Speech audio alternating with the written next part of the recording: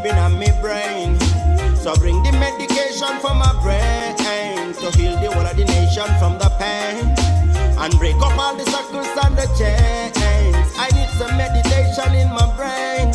So bring the medication for my brain to heal the whole of the nation from the pain. Break up all the circles and the chain. Hey, no, this could never be no man killer. Good for my head, so me call it as the man healer. When me ill, you know me never need a painkiller. It's quite exciting, me call it as the man chiller. Give me good man, so me not think iller. What a inspiration, fit on a sound killer. For the pagan, me spark it like a 9 miller. Fi fight the liquor and the coke, ganja and the pillar. That's why me need some herb in my brain. So bring the medication for my brain to heal the whole of the nation from the pain. And this is a chart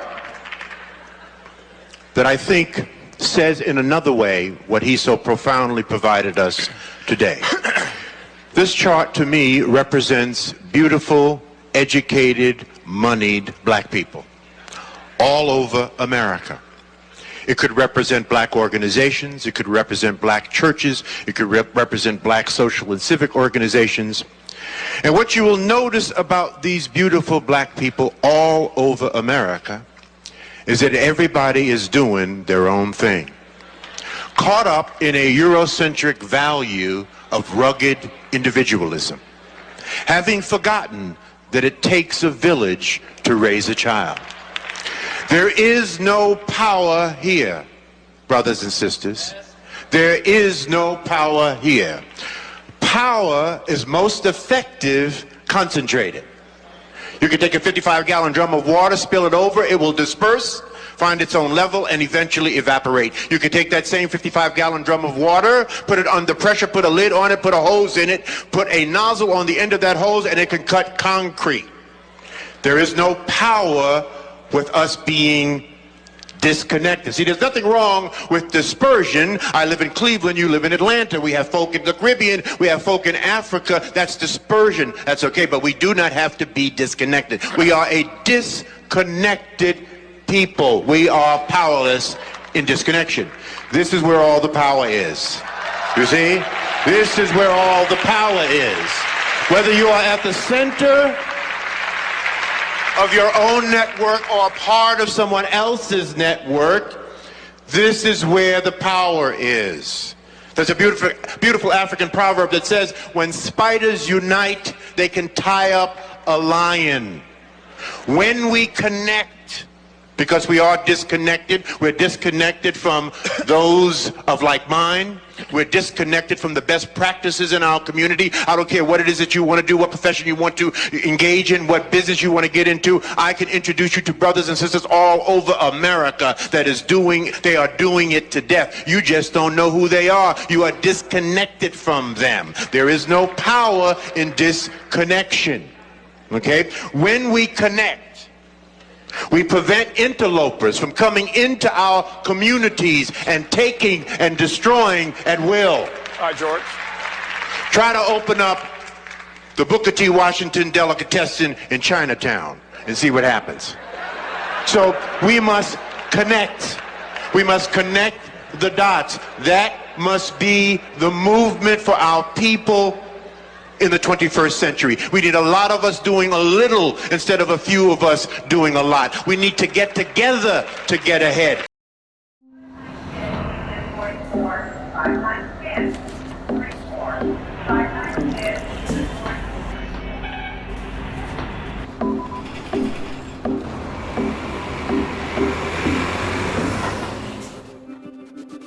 Hold on, know that it's time to be strong. Let's all believe in the future. Together we can move on. Hey. Raise up your voice and be heard. Calling every generation, all over together. Whoa, whoa.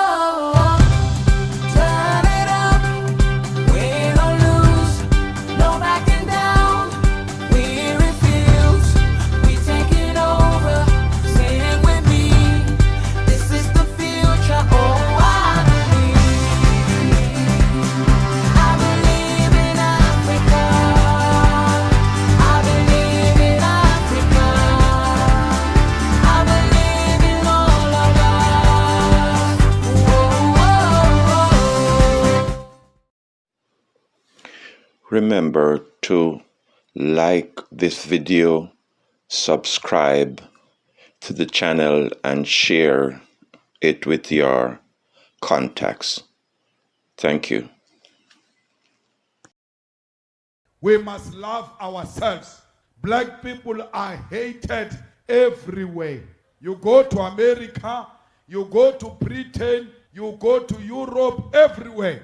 How can we be hated all over and still be hated at home, where we're supposed to love one another and struggle together and hold each other's hand and say to those who are suffering, we suffered like you. One day you will get your freedom. And when you get your freedom, we will rejoice together. Let us defend the unity of Africa. Kwame Nkrumah fought for this unity. Julius Nyerere fought for this unity. Gaddafi, Robert Sobukwe, Steve Biko, Winnie Mandela, Chris Hani, Robert Mugabe fought for this unity. Why must we be divided as Africans?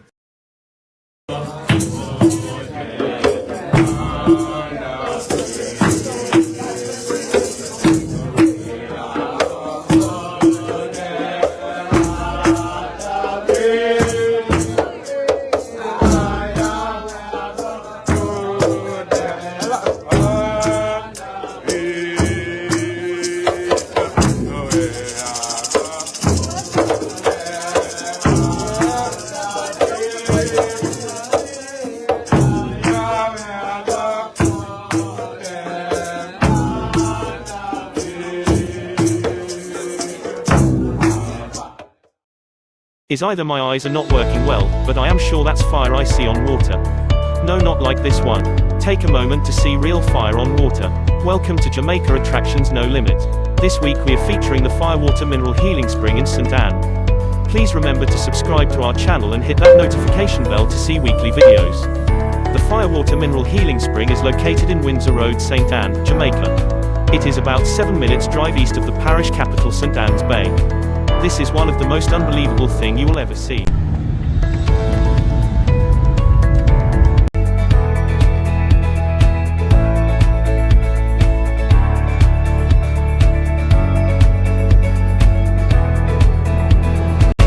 The Firewater Mineral Healing Spring is a small body of water flowing from under the earth. This water is said to be sulfuric, and as a result, fire can be sustained on it. This attraction is open every day. It is free of cost, but persons usually leave a contribution to aid in the maintenance of the place. We spoke with co-owner of this small attraction, Hamid Kevin Chambers, who told us that the Firewater Mineral Spring has healing components and is good for ache and pain. And that this attraction was discovered by his great-grandmother when she was about 15 years old.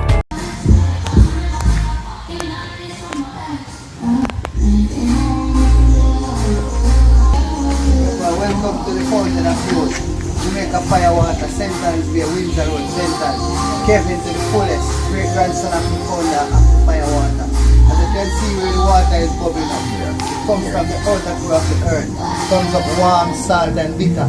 Good for all aches and pain, circulation, swelling of the skin, headache, backache. Any kind of problem you have and get into this water, it comes out brand new.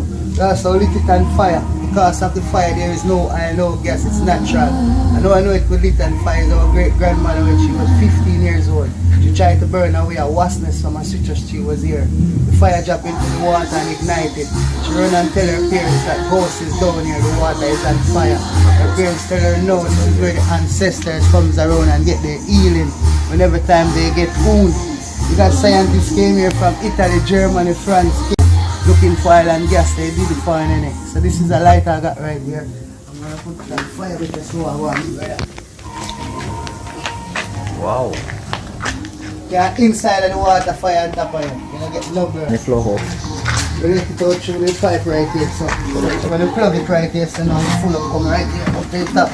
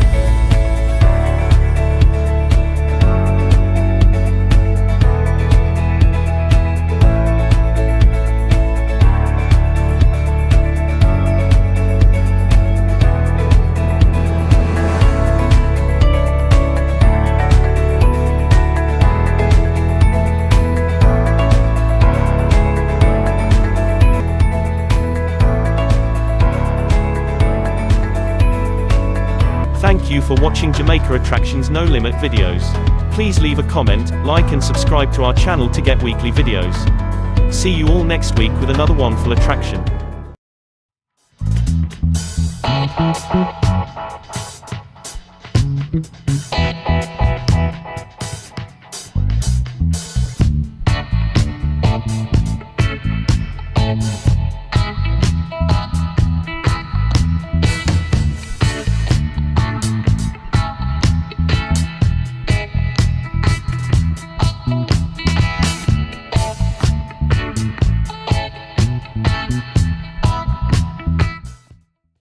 Greetings again, brothers and sisters and cousins of the other races who support our struggle for economic equality with the other races. My name is Neville Farkey, and I am the coordinator of the Black Econ Network channel. I am reading this article mainly for the benefit of people who are going to watch the video on cell phones, and it's part of our continuing update about reparation. The article, the title is Church Fund Not Enough to Right Slavery Wrongs, and it's by Nathan Stanley and Adina Campbell on the 4th of March 2024. Bishop Rosemary Mallet, who chaired the group behind the report, said she hoped it would be a catalyst to encourage other institutions to investigate their past. The £100 million earmarked by the Church of England for a new investment fund to help repair damage caused by its historic link to slavery is not enough, a report says. It comes after an investigation last year found the church had invested large amounts of money into a company that transported tens of thousands of slaves. The church welcomed the report by the church commissioners' charity and accepted its recommendations, but would not commit to raising the fund for the reported £1 billion target. The Archbishop of Canterbury, Justin Webley, said the report was the beginning of a new generational response to the appalling evil of slavery. Mr. Webley previously called the report's interim finding a source of shame. The report also reiterated calls for the church to fully acknowledge its involvement in the slave trade after the Archbishop said he was deeply sorry for the links. Money from the new fund should be invested in Black-led businesses focusing on education and economic empowerment and better health outcomes, the report added. The oversight group behind the report has been looking into the history of the church's investment fund, which in the 18th century was known as Queen Anne's Bounty. The church set up £100 million fund to address slavery wrongs. Webley, deeply sorry over church links to slavery, he criticizes delay in removing the slavery plague. At that time, it had investment worth £406,942, potentially equivalent to £724 million in today's money in the South Sea Company. The company transported 34,000 slaves in crowded, unsafe, and humane conditions over a 30-year period.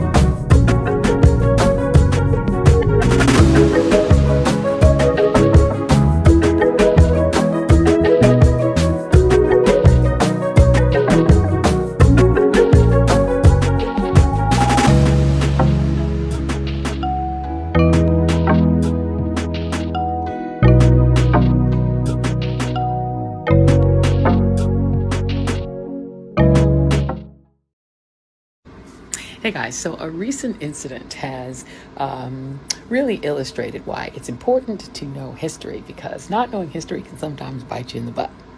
So the country of Germany decided to clap back at South Africa for its genocide filing against Israel. They said, well, they're going to put forward a brief supporting Israel and essentially rebuking South Africa for claiming that Israel is committing genocide in Gaza. Well, along comes the country of Namibia. Namibia, here you can see it. Here's the map. It's at the very southern tip of Africa, right next to South Africa. Namibia steps forward and says, hold up, Germany, is this you? Oop.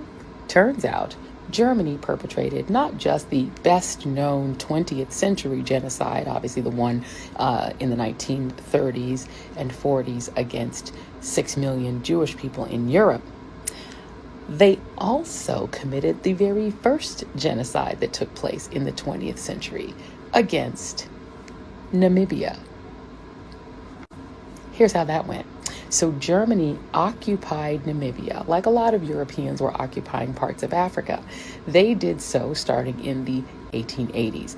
They put about 5,000 settlers in Namibia and proceeded to enslave the population of Namibia, which consisted of multiple different tribes. When two of those tribes rose up to try to expel their occupiers in 1904, a German general decided that his tactic in pushing back against their freedom fight was going to be genocide, killing 20 to 30,000 of them, and then putting thousands more in concentration camps. These were the first concentration camps that we saw in the 20th century, long before Germany then used concentration camps against Jews in Europe. So the irony of it is rich indeed that Namibia pushed back against Germany, which is now a foursquare supporter of Israel, probably a lot of historical guilt making them say, no, we're going to always jump out in front and be extremely supportive of Israel, as does the United States and Britain. But in the case of Germany, Namibia said, y'all might not have the moral authority to do this. You might want to pull up. And that was not just the president of Namibia, but also the first lady, who issued her own rebuke of Germany, saying they don't know their history enough, or at least have not acknowledged it enough for them to be speaking on this issue. Your periodic reminder that the global South is so sick of Europe. They are over Europe and they are not playing with them. And that means that they're not really playing with Israel, who is, of course, allied with the West. Sorry, y'all, the global South is over the West, and the West better figure out what to do about it, because this is not going to end with Gaza.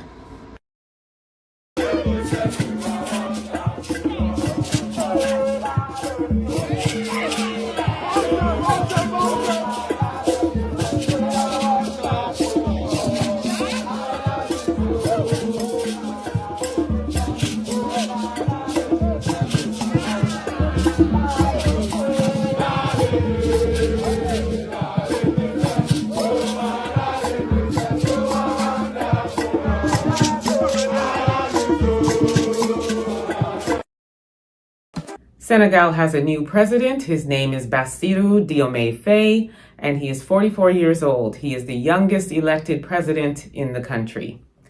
This man has come to flip tables, and he has France in his crosshairs. Take a look at what he has to say. It is high time for France to lift its knee off our neck and put an end to this unjust oppression. Centuries of misery, human trafficking, colonization, and neocolonization have caused immeasurable suffering. It's time to put an end to this cycle of oppression. It's high time for France to leave us alone. It's time for France to take a cue from its European neighbors and learn a valuable lesson in independence. On what grounds does France believe it can continue to impose leaders on us and make choices on our behalf? This must come to an end.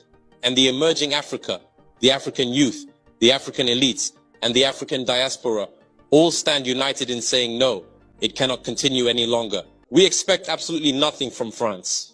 We desire her to cease meddling in our matters so that the people of Senegal can exercise their freedom of choice. We strongly urge France to listen to the voices that speak to it about our plan for a more collaborative, fairer, and sustainable partnership between Africa and France. It is crucial that we work together towards a future that is equitable, just, and environmentally conscious. If she listens, I believe we'll have beautiful days ahead in our collaboration together. If he doesn't know how to cut it, thinking he can continue to function like in the time of our grandfathers, this African youth no longer accepts it. France must make preparations for a definitive break and completely withdraw from Africa. Africa belongs to Africans, not France. She belongs to no one else, neither China, nor the United States, nor anyone else. Africa is for Africans, not the Western world, not China, not the US, nobody.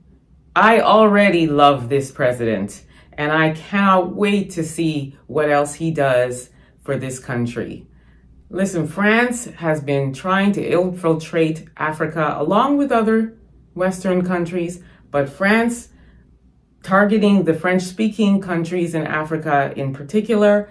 And I am loving seeing these leaders and this young, fresh leader too, coming in and saying no, coming in and saying get out. And more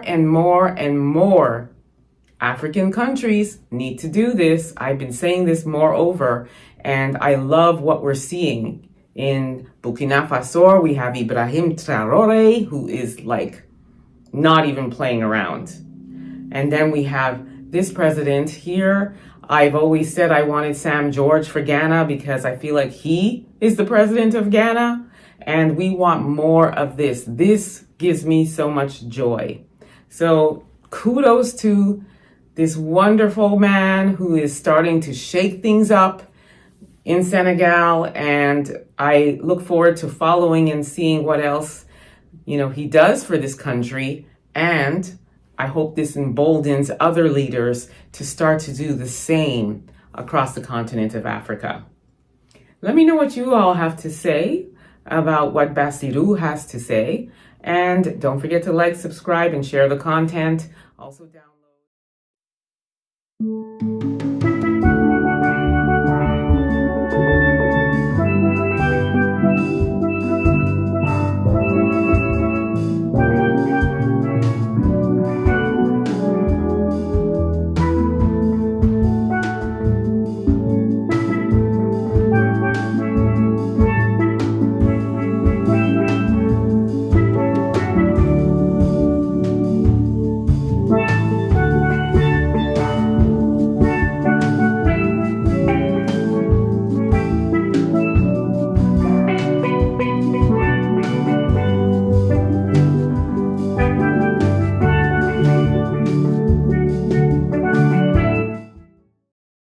Look at what's going on here. Over the next decade, 2 decades, it is expected that there will be $150 billion worth of oil and gas extracted off your coast. It's an extraordinary figure, but think of it in practical terms. That means according to many experts, more than 2 billion tons of carbon emissions will come from your seabed, from those reserves, and be released into the atmosphere. I don't know if you, as a head of state, went to the COP in Dubai. Let me stop you right there. Let me stop you right there. Do you know that Guyana has a forest forever that is the size of England and Scotland combined? A forest that stores 19.5 gigatons of carbon, a forest that we have kept alive, a forest that we have kept alive. Does that give you the right? Does that give you the right to release all of this carbon? Does that give you the right to lecture us on climate change? I am going to lecture you on climate change because we have kept this forest alive that stores 19.5 gigatons of carbon that you enjoy, that the world enjoy, that you don't pay us for, that you don't value, that you don't see a value in, that the people of Guyana has kept alive. Guess what? We have the lowest deforestation rate in the world. And guess what? Even with our greatest exploration of the oil and gas resource we have now, we will still be net zero. Guyana will still be net zero. With all our exploration, we'll still be net zero. Powerful words, Mr. President. But I am not completed as yet. I am not finished as yet. I am just not finished as yet. Because this is the hypocrisy that exists in the world. The world in the last 50 years has lost 65% of all its biodiversity. We have kept our biodiversity. Are you valuing it? Are you ready to pay for it? When is the developed world going to pay for it? Or are you in the pockets? Are you in the pockets of those who have damaged the environment? Are you in the pockets? Are you and your system in the pockets of those who destroyed the environment through the Industrial Revolution and now lecturing us? Are you in their pockets? Are you paid by them? Are you paid to...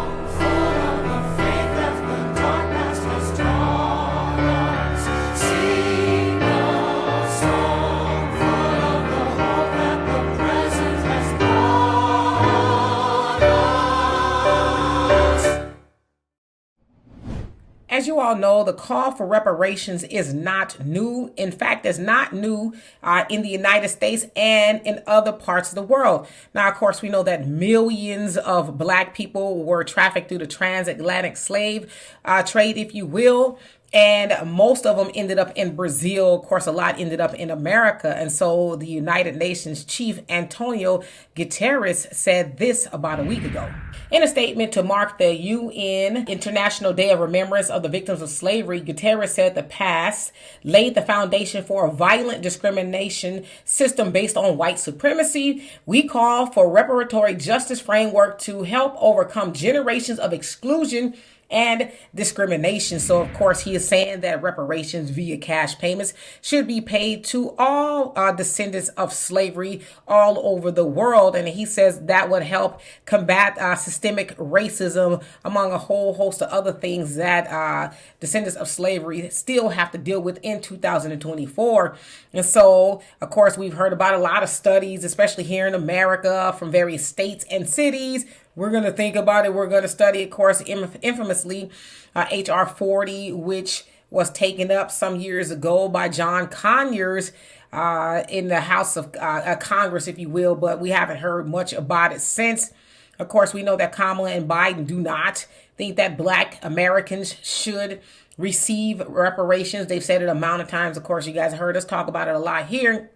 But the chief of the United Nations is saying, no, yeah, y'all need to pay basically the same arguments that we've had. You cannot do to our people what you have done to our people and say, oh, well, pull yourself up by the bootstraps.